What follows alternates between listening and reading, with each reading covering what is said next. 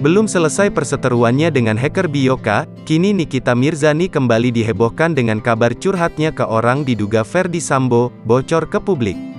Percakapan antara Nikita Mirzani dengan orang yang diduga Ferdy Sambo tersebut terjadi ketika sang artis bermasalah dengan mantan suaminya, Dipo Latif.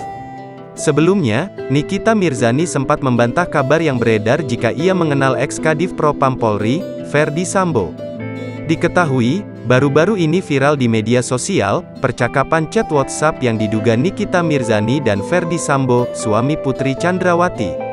Suara hingga isi chat tersebut diduga membicarakan tentang kasus Nikita Mirzani dan mantan suaminya, Dipo Latif.